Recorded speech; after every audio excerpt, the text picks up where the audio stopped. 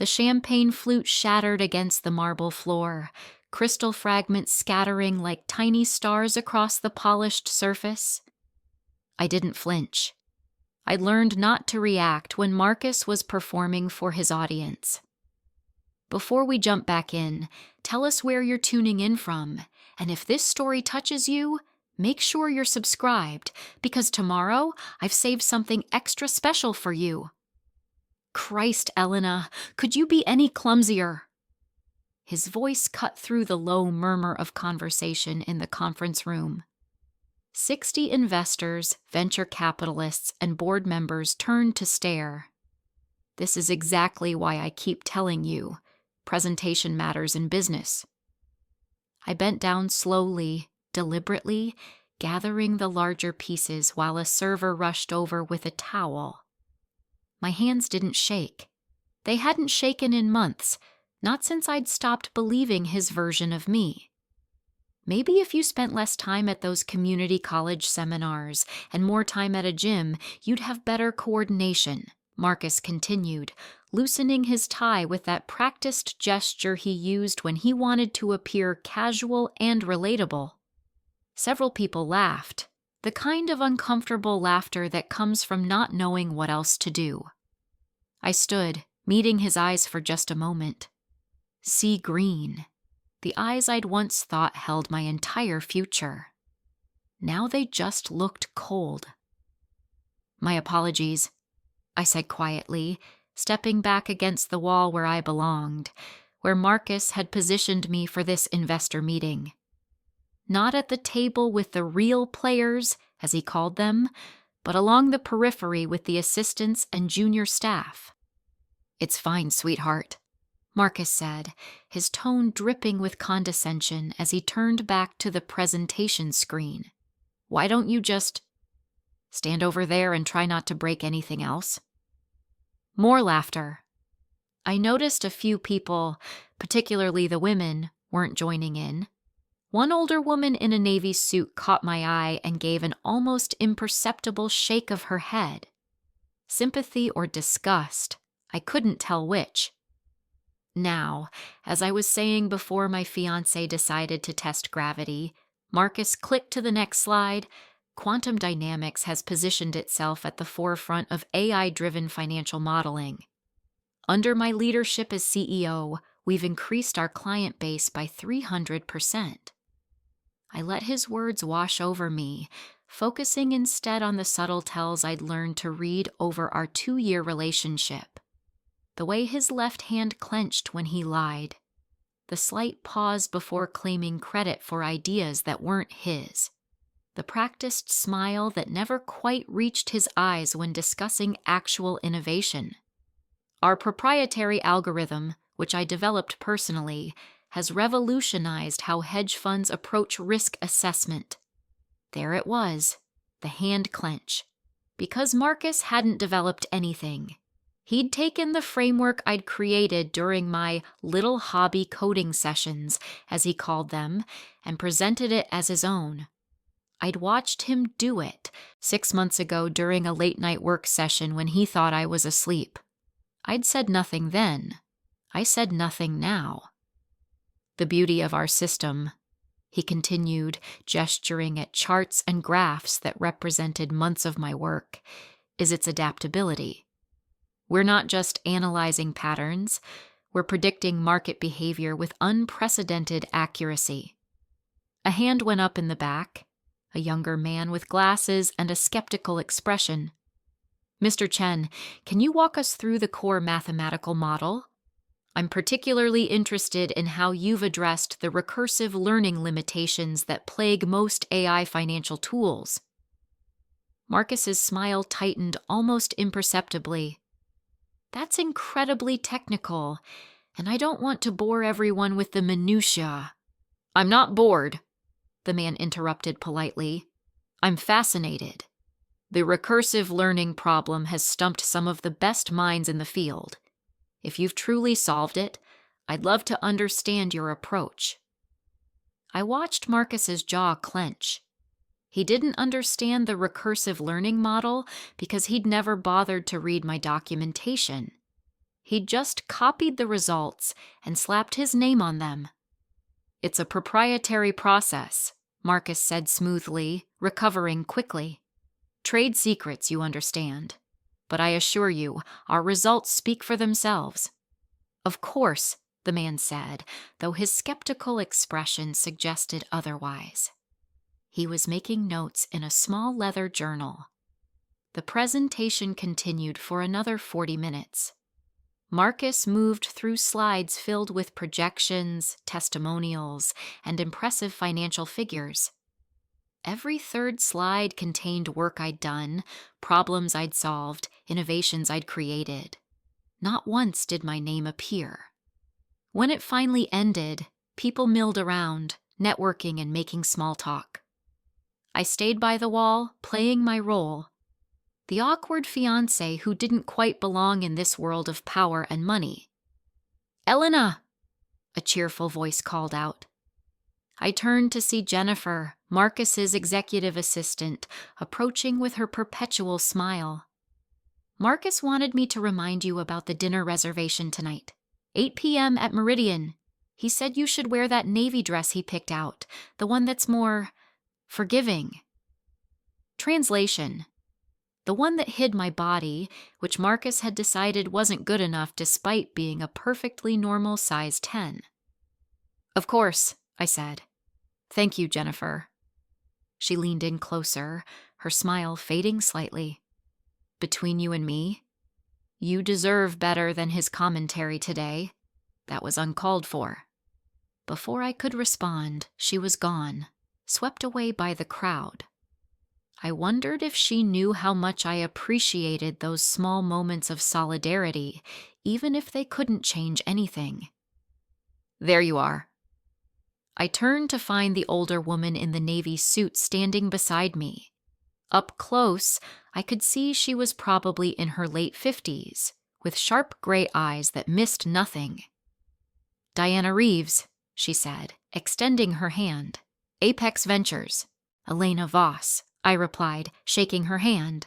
Her grip was firm, confident. "I know who you are," Diana said, her voice low.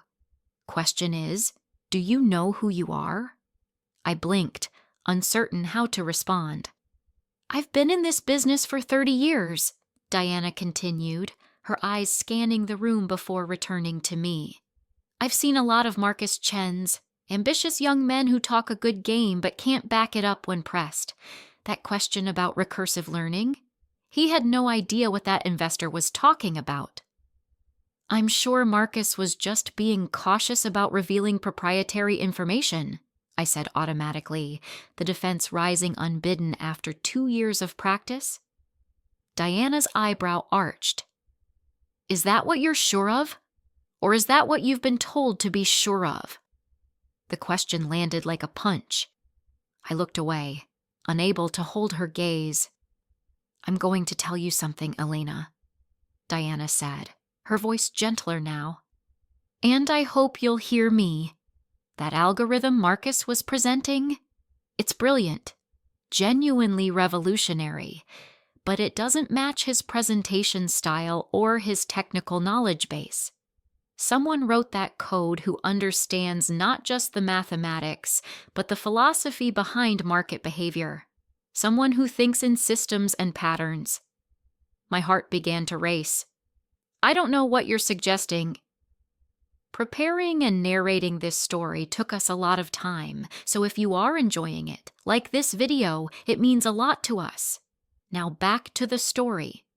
"I'm not suggesting anything," Diana interrupted. "I'm observing. And I'm also observing that you've been standing here for 2 hours, and every time Marcus referenced a technical aspect of his proprietary system, your expression changed. Just slightly, like someone watching their work be misrepresented." I forced myself to meet her eyes. "Why are you telling me this?"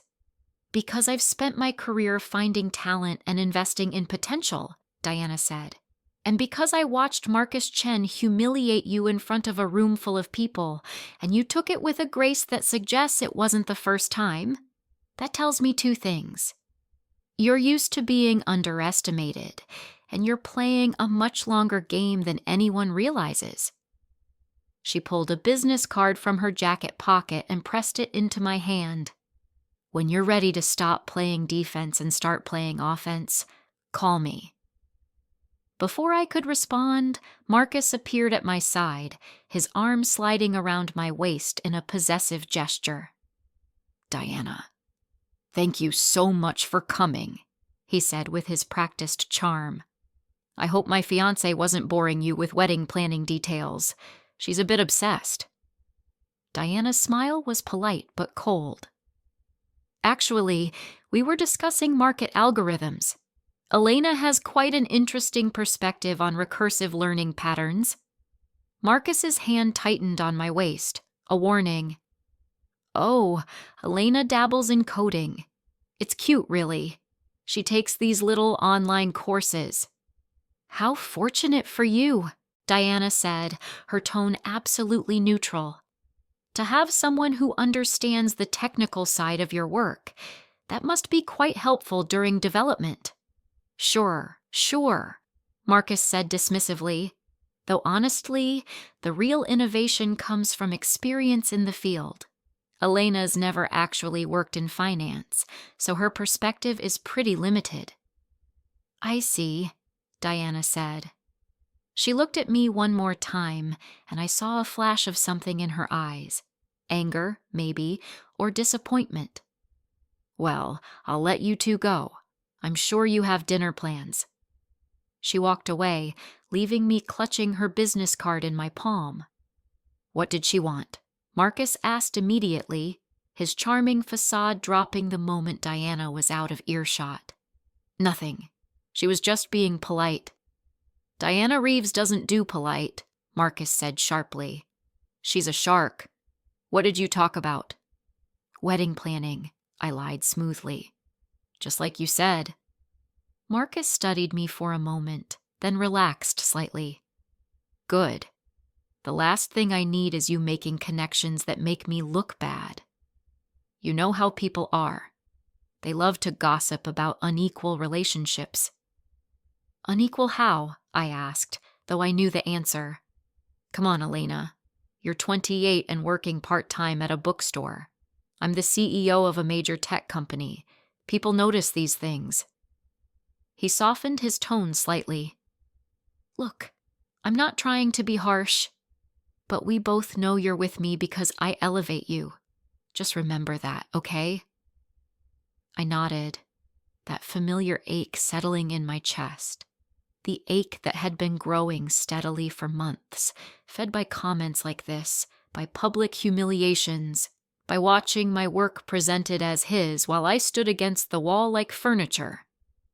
"Come on," Marcus said, checking his watch. "I need to network. Just try to smile and not say anything technical, okay? You always get the details wrong."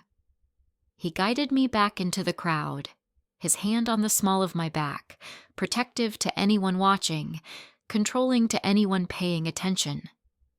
For the next hour, I played my role perfectly. The adoring fiancé, the woman who was lucky to be there, the person who didn't quite understand the complexity of what was being discussed, but was trying her best. I smiled at the right times, laughed at the right jokes, stayed quiet when the conversation turned technical, even when I could have contributed, especially when I could have contributed. But in my pocket, my fingers kept finding Diana's business card, tracing the embossed letters of her name. By the time we left the building, dusk had settled over the city. Marcus was on his phone, discussing the meeting with someone, probably his mentor, Gerald Blackwood, the man who'd funded quantum dynamics and served as the company's primary investor and board chairman. "Complete success," Marcus was saying. "They ate it up. Several firms are already expressing serious interest." "Yes, sir. I know the timeline is tight, but I'm confident we can close the Series C, funding within the quarter." "Of course, sir. I'll have the updated projections on your desk by Monday." He ended the call and turned to me. Blackwood's pleased. This could mean early partnership if we play it right. That's great, I said automatically. It is great, Marcus agreed. For both of us. Once this funding comes through, we can set a wedding date. I'm thinking spring, maybe May. What do you think? I thought about standing in front of a room of people, promising to love and honor a man who called me ugly and clumsy in front of investors.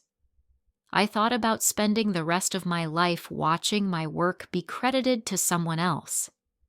I thought about the slow, steady erosion of my sense of self that had been happening for 2 years.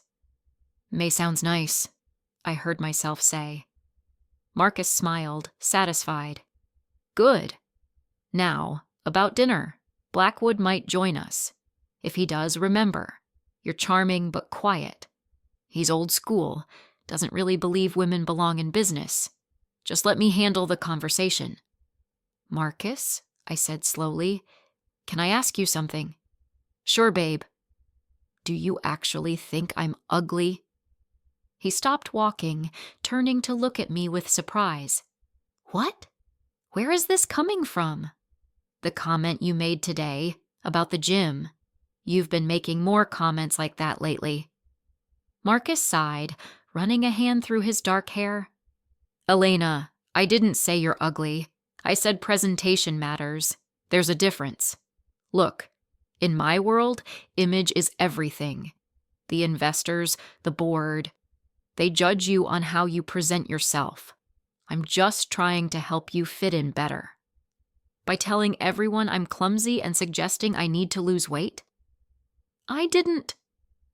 He stopped, frustration flashing across his face. You're being sensitive. It was a joke. Everyone understood it was a joke. It didn't feel like a joke. Well, maybe that's because you're so insecure about your appearance that you take everything personally, Marcus snapped. Then, seeing my expression, he softened. Look, I'm sorry, okay? I'm stressed about the funding round. Sometimes I say things I don't mean. You know I love you, right? Did I? I wasn't sure anymore what Marcus loved, if it was me or the convenient coding assistant he'd acquired, or simply the idea of having a fiancé who made him look stable and committed to investors. I know, I said anyway, because it was easier than the alternative. Good. He checked his watch again. We should get going. Traffic's going to be hell. We walked toward his Tesla, parked in the executive lot. I'd driven my old Honda here separately, but Marcus insisted we arrive and leave together for the investors to see. Oh, before I forget, Marcus said as we reached the car, I need you to look at some code tonight after dinner. The risk assessment module is throwing errors again. The one I built last month? Yeah, I think I made some optimizations that might have broken something. Can you fix it? Marcus, every time you optimize my code, you break the dependencies. Maybe if you let me implement it properly from the start. I know how to code, Elena, he said sharply. I have a computer science degree from Stanford. Just because you're self-taught doesn't mean you're the only one who understands this stuff. Then why do you need me to fix it? The words were out before I could stop them. Marcus's expression hardened. Are we really going to do this right now? I throw you a bone by letting you help with some of the more tedious debugging work, and this is how you act? Ungrateful? I'm not ungrateful. I just think maybe I should get some credit for the work I'm actually doing. Marcus laughed. Not a kind laugh, but one tinged with disbelief. Credit? Elena, you help me debug occasionally. That's not the same as building a company. I'm out here securing millions in funding, managing investors, handling the business side. You write some code in your spare time. There's a difference. I felt something inside me crack. Just a small fracture, but it was there, spreading through the foundations of our relationship like a fault line. Right, I said quietly. Of course. Look, Marcus said, his tone becoming conciliatory. I appreciate your help. I really do. And when we're married, what's mine will be yours anyway. The company's success is your success. You just need to trust me and let me handle the business side of things, okay? I nodded, though something in me was screaming that this logic was fundamentally flawed. His success built on my work would never be my success. It would always be his achievement, my contribution erased by the layers of credit he wrapped around himself. The drive to Meridian was quiet. Marcus spent most of it on calls, managing the post-presentation conversations with potential investors. I stared out the window, watching the city lights blur past, and thought about Diana Reeves's question. Do you know who you are? Did I? 2 years ago, I'd known exactly who I was. Elena Voss, 26 years old, self-taught programmer with a gift for seeing patterns in chaos. I'd been working 3 part-time jobs and building my own algorithmic trading system in my spare time, convinced I was on the verge of something revolutionary.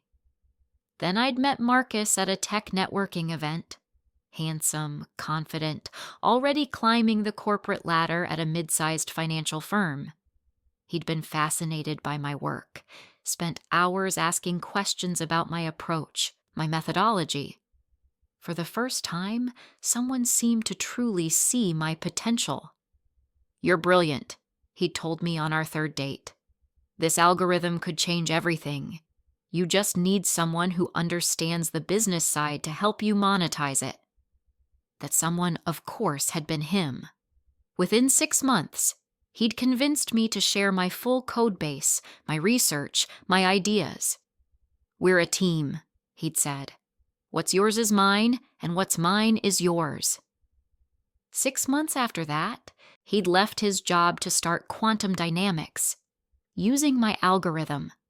With funding from Gerald Blackwood, who'd been impressed by Marcus's innovative approach to financial modeling. I'd been happy then, I remembered. Happy to be part of something bigger. Happy to support the man I loved. Happy to work behind the scenes while he handled the parts of business I found intimidating, the networking, the sales, the endless presentations. When had it changed? When had support become invisibility? When had partnership become exploitation? Maybe it had always been this way, and I'd just been too in love to see it. Elena, Marcus's voice pulled me back to the present. We're here. Try to look happy, okay? Blackwood might already be inside. I plastered on a smile and followed him into Meridian, one of those restaurants where a single meal cost more than I made in a week at the bookstore. The maitre d' recognized Marcus immediately and led us to a private table near the back. Gerald Blackwood was already there. He was a large man in his 60s, with silver hair and the kind of presence that came from decades of having money and power. He stood when we arrived, shaking Marcus's hand firmly and nodding politely in my direction. Elena, he said, in the tone one might use to acknowledge a piece of furniture. Mr. Blackwood, I replied, taking my seat. Excellent presentation today, Marcus, Blackwood said as we settled in. The investors were eating out of your hand, particularly impressive given the complexity of the technology. Thank you, sir. I've been refining the pitch for months. It shows. Though I have to say, that question about recursive learning caught you off guard a bit. I saw Marcus's jaw tighten almost imperceptibly. Just being cautious about revealing proprietary information, Marcus said smoothly. You know how it is. Competitors are always fishing for insights. Indeed, Blackwood said, though his eyes flickered to me briefly. Though I hope you do actually understand your own technology. We can't afford any surprises when it comes time for due diligence. Of course I understand it, Marcus said, a hint of defensiveness creeping into his voice. I built it. Blackwood's expression remained neutral. Of course you did. Elena, you're in tech as well, aren't you? The question surprised me. Blackwood had never shown any interest in my background before. I work part-time at a bookstore, I said carefully, giving the answer Marcus preferred I give. But I enjoy coding as a hobby. A hobby, Blackwood repeated. How nice. What languages do you work with? I glanced at Marcus, who was watching me with warning in his eyes. Mostly Python, I said vaguely. Some C++, nothing too complex. Blackwood took a sip of his wine. And do you ever work with financial modeling algorithms? The question hung in the air like a trap. I could feel Marcus's tension beside me. Elena doesn't really understand the financial applications, Marcus cut in. It's quite different from basic coding. I'm sure it is, Blackwood said. He hadn't looked away from me. Though I'm curious, Elena, if you were designing a recursive learning model for market prediction, how would you address the data degradation problem? It was a test. We all knew it was a test. I could give the right answer, the answer I'd developed after months of research and testing. I could explain my novel approach to maintaining data integrity across learning cycles, the breakthrough that made quantum dynamics' algorithm actually work. Or I could play dumb, protect Marcus's fiction, and continue being invisible. In my pocket, my fingers found Diana Reeves's business card again. I'm afraid that's beyond my expertise, I said finally, hating myself a little. You'd need to ask Marcus. Blackwood's eyes held mine for a long moment. Then he nodded slowly and turned back to Marcus. Then perhaps you could enlighten me, Marcus. I'm genuinely curious about your methodology. What followed was painful to watch. Marcus fumbled through an explanation that was technically accurate, but lacked any real understanding. He used all the right terminology, but couldn't explain the underlying concepts. It was like watching someone recite a poem in a language they didn't speak. The words were correct, but the meaning was missing. Blackwood listened patiently, his expression revealing nothing. When Marcus finished, he simply nodded.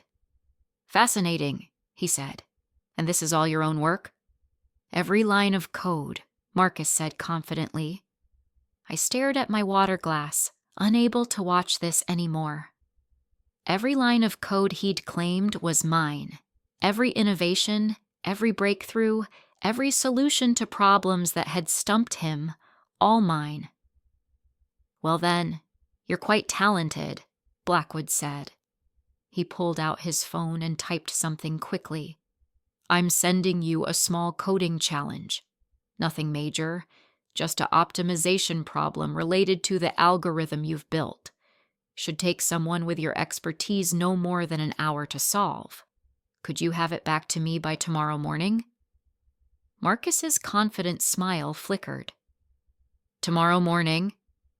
Mr. Blackwood, with all due respect, I'm focused on the business development side right now. Perhaps next week?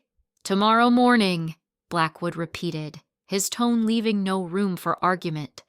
If you built this system, a simple optimization should be child's play, unless there's a reason you can't complete it. The implication was clear. Marcus's face had gone slightly pale. No, of course not. Tomorrow morning. No problem. Excellent. Blackwood smiled and raised his glass. To quantum dynamics and its brilliant founder. We toasted. I drank my wine and tasted ashes. The rest of dinner was awkward. Marcus tried to steer conversation back to safe topics, market trends, investor relations, expansion plans. Blackwood engaged politely but kept throwing out technical questions that Marcus struggled to answer without revealing his lack of deep understanding. By the time we left the restaurant, Marcus was furious. What the hell was that about?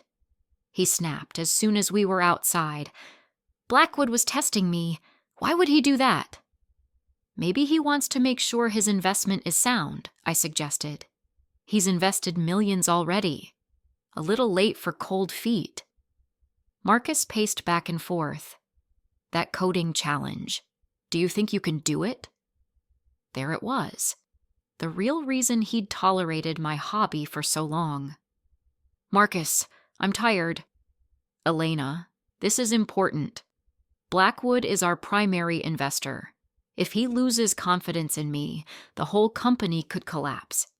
I need you to solve this problem. You mean you need me to solve the problem you told him you could solve yourself? Marcus stopped pacing and looked at me sharply. What's gotten into you tonight? You've been weird since the presentation. Maybe being called ugly in front of 60 investors has that effect on people. Oh my God, we're back to this? Marcus threw up his hands. I apologized. What more do you want? Credit, I said quietly. I want credit for my work. Your work? Marcus's laugh was harsh. Elena, you helped with some debugging. That's not the same as building a company. I'm out there every day dealing with investors, managing staff, handling the legal complexities. You write code in your spare time. There's no comparison. I wrote every major component of that algorithm. The recursive learning model, the data integrity protocols, the optimization functions, all of it. Under my direction, Marcus countered. Following my vision. The ideas were mine. You just implemented them. The gaslighting was so smooth, so practiced, I might have believed it if I didn't have copies of every conversation, every email, every moment when I'd explained concepts to him that he'd later claimed as his own insights. That's not what happened, and you know it. Marcus's expression hardened. You know what? I don't have time for this. We'll discuss your little crisis of confidence later. Right now, I need that coding challenge solved. Are you going to help me or not? I looked at him, really looked at him, at the man I'd planned to marry, to build a life with, the man who thought so little of my contributions that he could stand in front of investors and claim my life's work as his own while humiliating me in the same breath. No, I said. Marcus blinked. What? No, I won't solve it for you. You told Blackwood you built the system. You solved the problem. Elena, I mean it, Marcus. You want the credit? You handle the responsibility. I'm done being your invisible coding assistant. For a moment, Marcus just stared at me. Then his expression shifted into something I'd never seen before, something cold and calculating. Fine, he said quietly. Then I guess we need to have a conversation about your future at quantum dynamics. I don't work at quantum dynamics. Exactly. You don't. Which means you have no legal claim to any of the code you've contributed. It's all company property, which I own.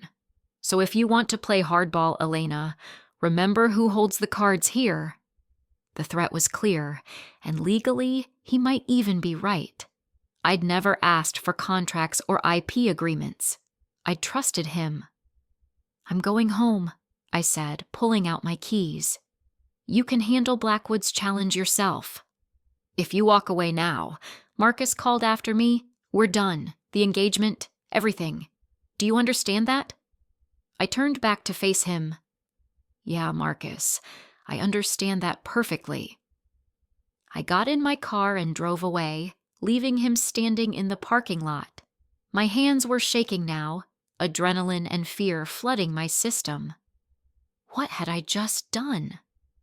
When I got back to my apartment, the small one-bedroom I'd kept despite Marcus's insistence we live together, I collapsed onto the couch and let myself cry. 2 years of my life, my algorithm, my work, all of it wrapped up in a relationship with someone who valued me only for what I could produce for him. My phone buzzed. A text from Marcus. You're making a huge mistake. Last chance to fix this. I silenced the phone and pulled Diana Reeves's business card from my pocket. Her direct line was printed at the bottom. It was nearly 10 p.m. Too late to call, but I found myself dialing anyway. She answered on the second ring. Diana Reeves. Ms. Reeves, this is Elena Voss. We spoke earlier at the quantum dynamics presentation. Elena, Diana said, and I could hear her smile. I was hoping you'd call, though I'll admit I didn't expect it to be tonight. What's happened? So I told her. Everything. The algorithm I'd developed. Marcus's appropriation of my work. The years of public humiliation. Blackwood's challenge and my refusal to help. The threat that had ended our engagement. Diana listened without interrupting. When I finished, there was a long pause. Elena, she said finally, do you have any documentation? Proof that you developed this technology? I have everything. Early prototypes, research notes, commit histories on my private repository, emails explaining concepts to Marcus. I never deleted anything. Good. Very good. Can you come to my office tomorrow morning? 9 a.m.? Yes. Why?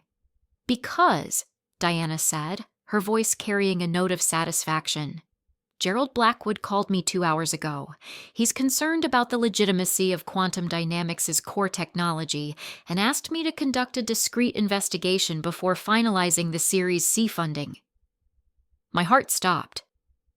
You're investigating Marcus? I'm investigating quantum dynamics. There's a difference.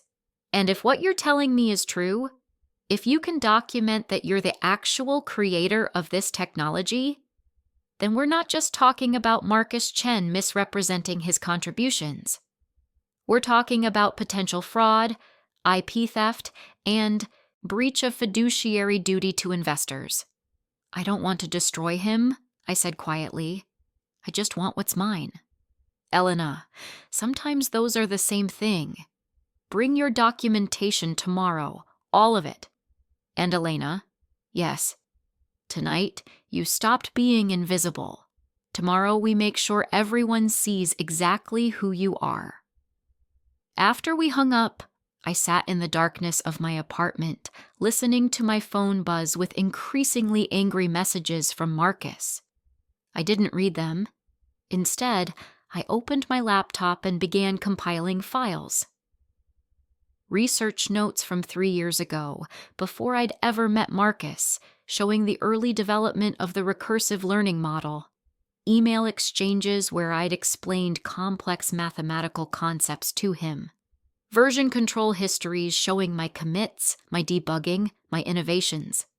Screenshots of conversations where he'd asked for help with problems he later claimed to have solved himself. Hour after hour, I built a case. Not because I wanted revenge, but because I wanted truth. By the time dawn light began filtering through my windows, I had everything organized into a single comprehensive folder. The complete history of how I'd built the technology that Marcus Chen had claimed as his own. My phone rang. Marcus again. This time I answered. "Where the hell have you been?" he demanded. "I've been calling all night." "Working," I said calmly. "The challenge. Did you solve it?" "No. Elena, please." His voice shifted, becoming pleading. "I'm sorry about what I said. You know I love you. We can work this out. Just help me with this one thing, and then we'll sit down and talk about everything, including giving you more recognition, okay?" "No, Marcus." "No what?" "No to helping, or no to talking?" "No to all of it. No to being invisible. No to letting you take credit for my work. No to a relationship where I'm only valued for what I can do for you. Just no." Silence on the line, then. "You'll regret this, Elena. I promise you that." "Maybe," I said. "But at least I'll regret it as myself, not as your shadow." I ended the call and got ready for my meeting with Diana Reeves. At 8:30, I left my apartment carrying my laptop, a folder of printed documentation, and a backup drive containing every file, every commit, every piece of evidence that proved the truth. The truth that Marcus Chen hadn't built quantum dynamics' revolutionary algorithm. I had, and by the end of the day, everyone would know it. Diana Reeves's office occupied the top floor of a sleek glass building in the financial district. Floor-to-ceiling windows offered a panoramic view of the city, but I barely noticed. My focus was on the woman sitting across from me, reviewing the documentation I'd spread across her conference table. She'd been reading for 20 minutes without saying a word. Occasionally, she'd make a note or pull up something on her tablet to cross-reference. Gerald Blackwood sat beside her, his expression unreadable. "This is extraordinary," Diana said finally, looking up. "Not just the evidence, though that's comprehensive, but the technology itself. Elena, do you understand what you've created here?" "A predictive algorithm for financial modeling," I said. "No," Blackwood interrupted, speaking for the first time since I'd arrived. "You've created something that could fundamentally reshape how markets operate. The recursive learning model alone is worth tens of millions, combined with your data integrity protocols." He shook his head.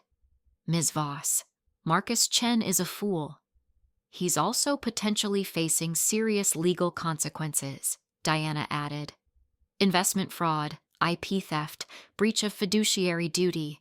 We've been documenting concerns about quantum dynamics for weeks. Your evidence confirms our suspicions." "What happens now?" I asked. Diana exchanged a glance with Blackwood. "That depends on what you want to happen. We have several options." "I'm listening." "Option 1, Diana began. "We expose everything. File suit against Marcus for IP theft, notify the investors, pull the Series C funding. Quantum dynamics collapses, Marcus faces legal and financial ruin, and you potentially spend years in litigation trying to recover what's yours." "That sounds terrible," I said. "It is," Blackwood agreed. "Option 2, we negotiate. Marcus signs over the IP to you, you become the legitimate CEO of Quantum Dynamics, and he exits quietly with a severance package. Clean, professional, minimal drama." "He'll never agree to that," I said. "His ego won't allow it." "Then there's option 3, Diana said, a slight smile playing at her lips. "The one I personally favor. We let Marcus hang himself." "Explain." Diana pulled out her tablet and showed me an email. "This morning at 6 a.m., Marcus submitted his solution to the coding challenge Gerald sent him. Want to see it?"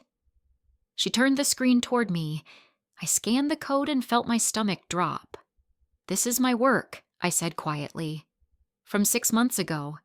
He just copied it from the old repository." "We know," Blackwood said. "The problem is, the challenge I sent him was specifically designed to be incompatible with old solutions. The parameters have changed. This code won't work." "Which means," Diana continued, "Marcus either doesn't understand his own technology well enough to recognize that, or he's so arrogant he thought Gerald wouldn't notice. Either way, it's damning." "What's your plan?" I asked. Diana's smile widened. "Gerald has called an emergency board meeting for this afternoon, 2 p.m. He's expressing concerns about the technological foundation of quantum dynamics and has requested a detailed technical review. Marcus will be there, of course. As CEO, he'll be expected to defend his company." "And," I prompted, "and you'll be there too, as my technical consultant. We're going to ask Marcus to walk us through his algorithm, step by step. Every component, every decision, every line of critical code. He'll have nowhere to hide and no one to call for help." My heart raced. "You want me to watch him fail?" "No," Blackwood said firmly. "We want him to expose himself, and then we want you to show everyone the truth." "I don't know if I can do this," I admitted. Standing in front of a board, explaining technical concepts to executives? Elena, Diana interrupted gently, you've been doing this work for years. You know this system better than anyone alive. The only difference is that this time, you'll be getting credit for it. But what if they don't believe me? What if Marcus convinces them? He won't, Blackwood said, because the code doesn't lie. The commit histories, the documentation, the evolution of the technology, it all points to you. Marcus can spin all he wants, but facts are facts. I looked down at my hands, trying to steady my breathing. 2 years of being invisible, of being told my work wasn't good enough, that I was lucky to be helping at all. Could I really step into the light after all that time in the shadows? There's something else you should know, Diana said. She pulled out another document. We've been interviewing other quantum dynamics employees, confidentially, of course. Would you like to know what they said? I nodded. Your name came up repeatedly. The development team knows you're the one who solves the critical problems. They've seen you debugging code at 3 a.m. when Marcus couldn't figure it out. Jennifer, his assistant, provided emails showing Marcus asking you for help and then presenting your solutions as his own ideas in meetings you weren't invited to. Jennifer talked to you? She and 4 other employees, Diana confirmed. They're willing to testify if needed. You're not alone in this, Elena. People have seen what Marcus has been doing. They're just waiting for someone to be brave enough to say it out loud. So will you? Blackwood asked. Will you be that person? I thought about the shattered champagne glass, about standing against the wall while Marcus presented my work, about every cutting comment, every dismissal, every moment I'd made myself smaller so he could feel bigger. Yes, I said. I'll do it. The board meeting was held in Quantum Dynamics' main conference room, the same room where Marcus had humiliated me just yesterday. The irony wasn't lost on me. 8 board members sat around the table. Marcus stood at the head, his presentation already loaded on the screen. He looked tired, dark circles under his eyes suggesting he'd been up all night. When he saw me walk in with Diana and Gerald, his face went pale. What's she doing here? He demanded. Ms. Voss is serving as my technical consultant, Diana said smoothly, taking a seat. I hope that's not a problem, Marcus. After all, you've always said Elena is interested in coding. Marcus's jaw clenched. Of course not. No problem at all. Blackwood called the meeting to order. Thank you all for coming on. Short notice. As you know, we're in the final stages of closing our Series C funding round. However, some concerns have been raised about the technological foundation of our core product. Before we move forward, I want to ensure we all have complete confidence in what we're selling. I can assure the board, Marcus began. I'm sure you can, Blackwood interrupted. But today, I'd like to do more than hear assurances. I'd like a detailed technical review. Marcus, you've built this algorithm. Walk us through it. Start with the recursive learning model. Marcus clicked to his first slide. The recursive learning model is the heart of our system. It allows the algorithm to learn from past predictions and continuously improve its accuracy. How does it prevent data degradation? One of the board members asked. Marcus hesitated for just a fraction of a second. Through careful data management and regular model retraining. That's not specific enough, Diana said. Data degradation is a known problem in recursive systems. How specifically does your model address it? The algorithm uses a proprietary filtering system, Marcus said, his confidence wavering slightly. Describe the filtering system, I said quietly. Everyone turned to look at me. Marcus's eyes narrowed. It's quite technical, he said dismissively. I don't want to bore everyone with the minutiae. Please don't spare us, Blackwood said. "We're all quite interested in the minutiae." Marcus pulled up another slide filled with technical jargon. He talked for 5 minutes, using all the right buzzwords but never actually explaining the mechanism. I recognized the technique. It was how he'd gotten through the investor presentation yesterday. Say enough impressive-sounding words that people assume you know what you're talking about, but this audience was different. These people had invested millions. They weren't going to be satisfied with buzzwords. "I'm sorry," one board member said, "but I'm not following. Are you using a validation layer or a confidence threshold? Because those are two different approaches." Marcus glanced at his slides, clearly looking for an answer. "Both, actually. They work in tandem." "That's impossible," I said. The words were out before I could stop them. "You can't use both simultaneously. They'd create conflicting feedback loops." The room went silent. Marcus stared at me, anger flashing in his eyes. "Elena doesn't fully understand the implementation," he said tightly. "Then explain it to me," I said, my voice stronger now. "Explain how you resolve the feedback loops." "It's proprietary."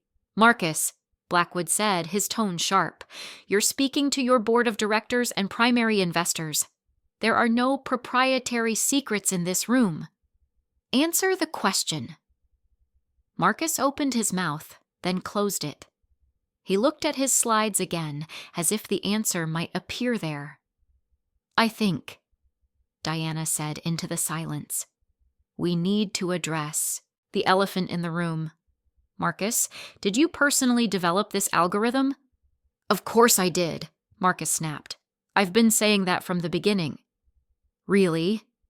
Diana pulled out a folder. "Because I have documentation suggesting otherwise. Commit histories, development notes, email exchanges, all pointing to someone else as the primary architect of this technology." Marcus's face flushed. "If you're suggesting Elena made some contributions, then yes, she helped with debugging and implementation. But the core concepts, the architecture, the vision, that was all me." "Is that true, Elena?" Blackwood asked. All eyes turned to me. This was it. The moment where I could stay silent and invisible, or step into the light and claim what was mine. I stood up, my legs shaky, but my voice steady. "No," I said. "That's not true. I developed the recursive learning model 3 years ago, before I ever met Marcus. I can provide data documentation proving this. The data integrity protocol, the optimization algorithms, the entire architecture, all of it came from my research." "That's absurd," Marcus said. "Elena, what are you doing? You're embarrassing yourself." "I don't think so," Diana said. She pulled out more documents, spreading them across the table. "These are Elena's early prototypes, dated 2.5 years ago. Here are emails where she explains complex concepts to you, Marcus. And here," she pointed to a particularly damning exchange, "is a message where you explicitly ask her to solve a problem with the recursive model, and then, 3 days later, present that exact solution to this board as your own breakthrough." The board members leaned forward, examining the documents. I saw understanding dawn on their faces. "Marcus," one of them said slowly, "is this true?" "It's taken out of context," Marcus said, his voice rising. "Elena and I worked together. It was collaborative. She's trying to steal credit." "Show us the code," I interrupted. "Right now. Pull up the recursive learning module and explain how it works. If you wrote it, you should be able to walk us through it line by line." "I don't have to prove anything to you," Marcus spat. "No," Blackwood said coldly. "But you do have to prove it to us. Pull up the code, Marcus, now." For a long moment, Marcus just stood there. Then slowly, he sat down and opened his laptop. His hands were shaking as he pulled up the codebase. "This is the main learning function," he said, pointing to a section of code. "What does line 47 do?" I asked. Marcus stared at the screen. "It initializes the learning parameters." "No, it doesn't. It establishes the confidence threshold for data validation. Line 53 initializes the learning parameters. If you wrote this code, you'd know that." "I'm not on trial here," Marcus said desperately. "Elena, stop this. You're going to regret—" "What about the challenge Gerald sent you?" Diana interrupted. "You submitted a solution this morning. Can you walk us through your approach?" Marcus's face went from red to white. "I can submit a revised solution. I was rushing and made some errors." "You copied Elena's code from 6 months ago," Blackwood said flatly. "Code that doesn't work for the current parameters. Either you didn't understand the problem, or you don't actually understand your own system well enough to know the old solution wouldn't work. Which is it, Marcus?" The silence that followed was deafening. I watched Marcus's face as he realized he was trapped. No more charm, no more confidence, just a man whose carefully constructed lies were crumbling around him. "I want to show you something," I said, pulling out my laptop. I connected it to the presentation screen, replacing Marcus's slides with my own. "This is the evolution of the algorithm over 3 years. You can see the development timeline, the commits, the problem solving. Every major innovation is documented with my name, my code, my solutions." I walked them through it systematically. The early research, the breakthrough that solved the data degradation problem, the optimization that made it commercially viable. Every step, every decision, every line of critical code, all mine. The board members asked questions, technical, specific questions. I answered every single one without hesitation, explaining not just what the code did, but why I'd made each choice, what alternatives I'd considered, what problems each solution addressed. Marcus sat silently, unable to contribute anything of substance. Finally, Blackwood stood. "I think we've seen enough. Marcus, you're suspended as CEO effective immediately pending a full investigation. Security will escort you from the building. You'll be hearing from our attorneys." "You can't do this," Marcus said, his voice cracking. "I built this company." "No," I said quietly. "I built the technology. You just took credit for it." "Elena, please." Marcus turned to me, desperation in his eyes. "We can work this out. We're supposed to get married. You love me. Don't let them destroy everything we've built." "We didn't build anything together, Marcus. I built something and you stole it. Those are very different things." Security arrived. As they escorted Marcus out, he shot me one last look, not of love or regret, but of pure hatred. The mask had finally come off completely. After he was gone, Blackwood turned to me. "Ms. Voss, we need to discuss your future with quantum dynamics. Obviously, we have some significant restructuring to do." "I understand if you want to shut the company down," I said. "Given the circumstances—" "Shut it down?" Diana laughed. "Elena, you've just proven you're the legitimate creator of technology worth hundreds of millions. We're not shutting anything down. We're putting the right person in charge." "I don't understand." Blackwood smiled. "How would you feel about becoming CEO?" The words didn't process at first. CEO, me? But I've never run a company. I don't know anything about business operations or investor relations, or "You can learn those things," Diana said. "But what you already have, the technical vision, the innovation, the ability to create something truly revolutionary, that can't be taught. The rest? We'll support you. I'll personally mentor you through the business side. And we'll restructure your equity position to reflect your actual contribution," Blackwood added. 60% ownership, with options for more as we grow. you'll have full control of the company's technical direction." I looked around the room at the board members, all nodding in agreement. These powerful executives, who yesterday had watched Marcus humiliate me without saying a word, were now offering me everything I'd been denied. "There's one condition," Blackwood said. "We need to move quickly. The Series C funding round is time-sensitive. Can you be ready to present to investors next week? As yourself this time, as the actual creator of this technology? Present to investors.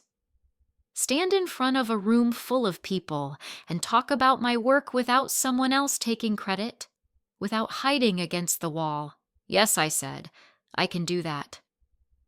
The next week was a blur. Diana was true to her word, spending hours coaching me on presentation skills, investor psychology, and business strategy. The development team, freed from Marcus's controlling management style, rallied around me with enthusiasm. Jennifer became my executive assistant, and one of her first tasks was helping me prepare for the investor presentation. "You should have been CEO from the beginning," she told me. "We all knew it. We just didn't know how to say it." The legal situation with Marcus was messy. His attorneys tried to claim the IP was developed during our relationship and therefore jointly owned. But my documentation was too comprehensive, my proof too solid. Eventually, they negotiated a settlement where Marcus gave up all claims to the technology in exchange for avoiding criminal fraud charges. I heard through Jennifer that he'd taken a position at a small consulting firm. No CEO title, no company of his own. Just another mid-level executive trading on charm instead of substance. I should have felt victorious. Instead, I mostly felt sad. For the time I'd wasted, for the version of myself I'd allowed to become invisible, for the relationship that had been built on deception from the start. The investor presentation came faster than I expected. I stood in the same conference room where Marcus had called me ugly just 2 weeks earlier, but everything was different now. I wasn't standing against the wall. I was at the head of the table. I wasn't wearing clothes someone else had picked to make me less noticeable. I was wearing a red suit that made me feel powerful and confident, and I wasn't invisible. "Good afternoon," I said as 60 investors settled into their seats, many of the same people who'd witnessed my humiliation last time. "My name is Elena Voss, and I'm the founder and CEO of Quantum Dynamics. Today, I'm going to show you the future of financial modeling." I saw a few surprised faces, some confused glances. One man leaned over to his colleague and whispered something. I didn't care. I clicked to my first slide and began. I explained the technology the way I'd always wanted to, with passion, with precision, with complete understanding of every component. I didn't dumb anything down or skip over the complex parts. I trusted that these intelligent people could follow along if I explained it properly. They could. Questions came rapid fire, but I answered each one confidently. Technical questions, business questions, implementation questions, nothing threw me off because I actually understood what I'd built. When I reached the demonstration section, I pulled up the live algorithm and showed them real-time predictions running against current market data. The accuracy was stunning, even by my own standards. I'd made improvements since Marcus had left, optimizations that pushed the system even further. "This is remarkable," someone said from the back row. I recognized him, the skeptical man with glasses who'd asked Marcus about recursive learning. "The technical sophistication is beyond anything I've seen in this space. Ms. Voss, why haven't we heard about you before?" "Because I was busy building the technology instead of taking credit for it," I said simply. "But that's changed now." Laughter rippled through the room, knowing laughter, not the cruel kind that had followed Marcus's jokes. The presentation ended with a standing ovation. A standing ovation. For me, for my work. As people filed out, many stopped to introduce themselves, to ask follow-up questions, to request private meetings. Diana stood at the back of the room, beaming with pride. The last person to approach me was the gray-haired woman in the navy suit, the one who'd given me that look of sympathy at Marcus's presentation. "I'm Margaret Chen," she said, extending her hand. "Riverside Capital, and I owe you an apology." "For what?" "For not saying something 2 weeks ago when your fiancé was treating you so poorly. I suspected you were more than you appeared to be, but I stayed silent. That was wrong of me." "It wasn't your fight," I said. "Maybe not, but silence in the face of injustice is still a choice. I should have made a better one." She handed me her card. "Riverside would like to lead your Series C funding round, if you'll have us." "I'll consider it," I said, feeling the power of those words. "I'll consider it." Not Marcus deciding, not someone else taking control. Me, making choices for my company. After everyone left, I stood alone in the empty conference room. The afternoon sun streamed through the windows, illuminating dust motes in the air. I walked to the spot where I'd stood 2 weeks ago, against the wall, invisible and silent. Then I walked to the head of the table where I'd presented today. The view was much better from here. My phone buzzed. A text from an unknown number. "Congratulations on your successful presentation. You've come a long way. M. Marcus." Even now, he couldn't resist trying to make it about him, trying to suggest he'd had something to do with my success. I deleted the message without responding. He'd taken enough of my time, my work, my self-worth. He wouldn't get another second. 3 months later, Quantum Dynamics closed the largest Series C funding round in the financial tech sector that year. We'd tripled our valuation and expanded our team by 40%. More importantly, we'd built a culture based on giving credit where it was due, on valuing contribution over charisma. I was profiled in TechCrunch, Forbes, and the Wall Street Journal. "The invisible genius who built a revolution," one headline read. The articles detailed my story, how I'd created groundbreaking technology, how it had been stolen, how I'd fought to reclaim it. The response was overwhelming. Hundreds of people reached out to share their own stories of having work stolen, of being made invisible, of watching others take credit for their innovations. Many were women. Many were people of color. Many were young people whose ideas had been appropriated by more senior colleagues. I started a foundation to provide legal support for inventors and creators fighting to reclaim their IP. Diana joined the board. So did Jennifer. We called it the Visible Foundation because everyone deserves to be seen. One evening, 6 months after everything had changed, I was working late in my new office, the corner suite with floor-to-ceiling windows and a view of the entire city. My city, my company, my work, finally acknowledged as mine. Diana knocked on the open door. "Working late again? Elena, you're the CEO now. You're allowed to have a life outside this office." "I know," I said, smiling, "but I like it here. For so long, I had to hide what I was doing, pretend it wasn't important. Now I can work openly, proudly. It still feels new." Diana walked in and sat across from my desk. "I've been meaning to ask you something. Do you regret it? The relationship with Marcus, the time you spent invisible?" I thought about it carefully. I regret the parts where I made myself smaller to make him feel bigger. I regret not seeing the signs earlier. But I don't regret the work I did or the journey that brought me here. Those years taught me something important. What's that? That being invisible isn't the same as being powerless.